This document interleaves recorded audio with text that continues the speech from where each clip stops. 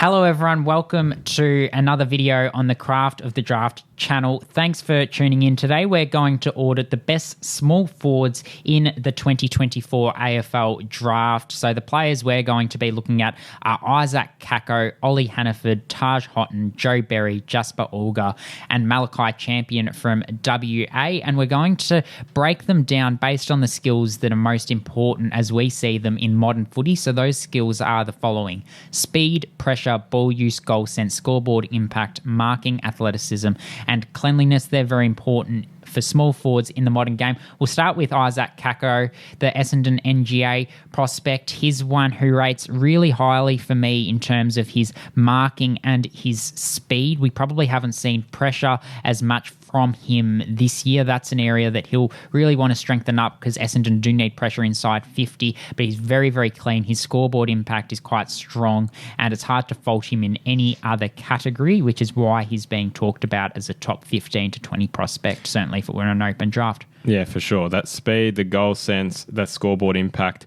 I think what's not here is that unselfishness as well. Typically, small forwards, it can be the all about me show, which you love seeing it sometimes, but I love that he's not. It's not about him. It's about others and getting others involved, and that he'll equally create as many goals as he does score himself. So that's what I think I like about his game quite a lot. Gets himself into nifty positions inside 50 as well. So that forward craft in general is really good.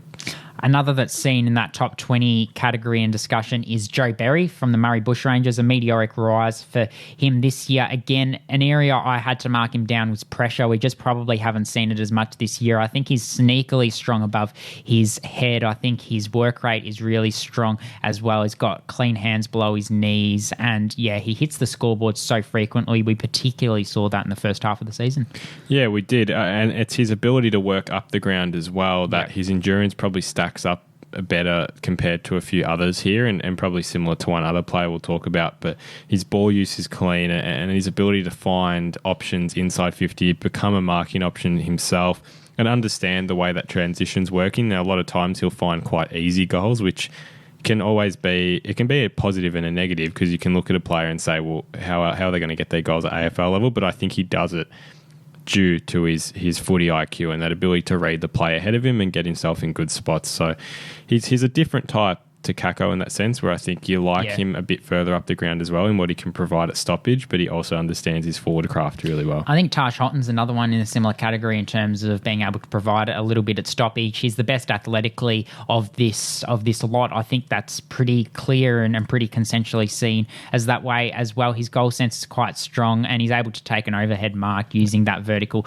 leap that he's got as well. He's clean. We saw that against Oakley. That was a really important game in the whole context of his season, given it was truncated with an ACL injury, but he put it all together in that game, and the 4 or 5 games he played this season, including for the AFL Academy after showing spurts last year.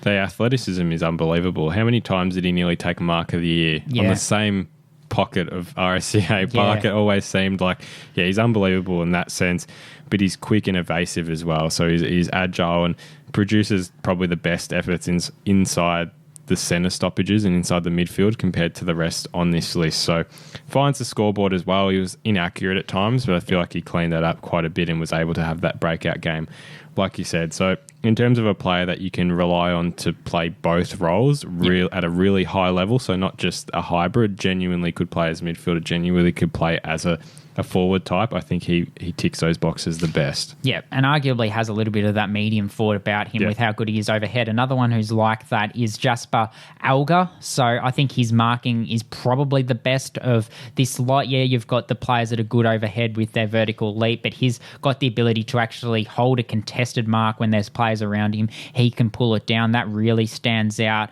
And he's also someone who tested really well at the combine. I think that was really important. So his speed and athleticism, it's hard to fault from a numbers point of view. It's just whether we saw it, as I've talked about in some other videos throughout the season, at ground level enough. So for a player of his size, you probably want them to be a bit more clinical when the ball hits the ground. But I've still seen enough from him to suggest he'll get drafted. It'll be interesting to see how that element of his game develops, though. I think he's a really swift player inside 50, which is what I like, and it complements his marking ability. So whilst you lose a little bit of the ground ball aspect of him, you got a player that will get into the right spots, and almost act as a good tactical, I guess, it moves away the defenders without you even noticing. I like that quite a lot about him. But I think he's one that he's interesting. It feels like there's a lot of development left in him, but he still feels like you get quite a lot of productivity out of him each game. Yeah, certainly. Ollie Hannaford's the next one we'll move on to. Out of everyone on this list,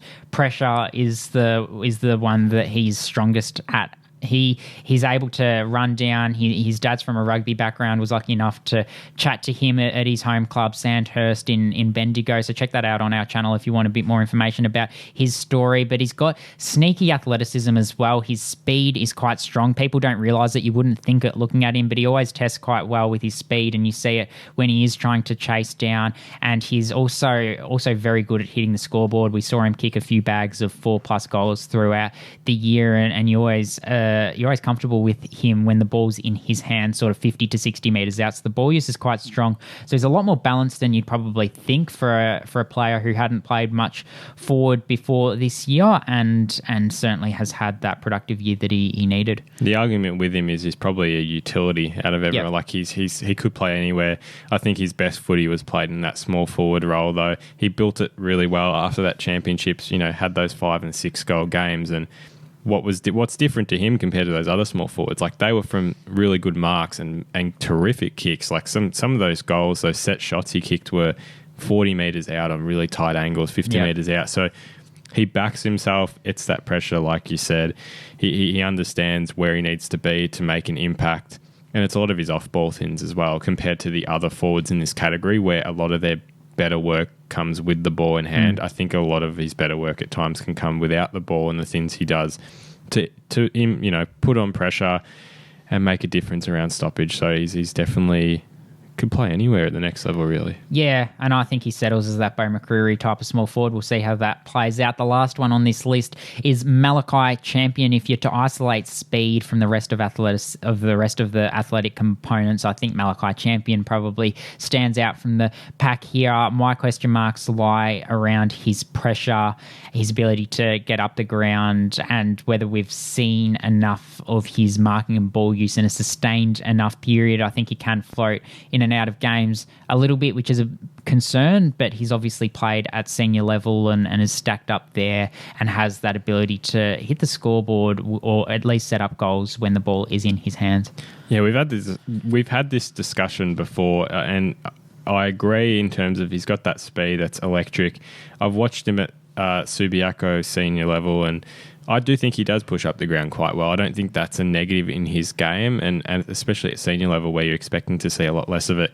He can be a decoy where he'll kind of just sit outside the defensive 50. As soon as transition goes, he's off, and you cannot catch him. That's the type of player you can really place tactically in your side, but I think inside 50 as well. His goal sense is certainly there. It's not like he struggles to find the goals.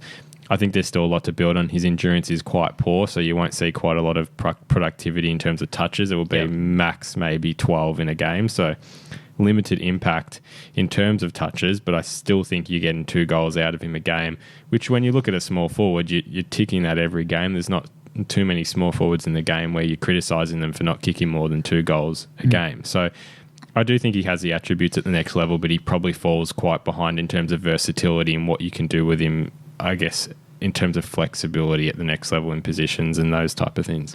That sums up our position audit for small forwards. If you haven't seen the rest of our position audits, we've done that for every position. That's either coming out on our channel soon or already released. So make sure you check that out and other content that's been released on YouTube and Instagram.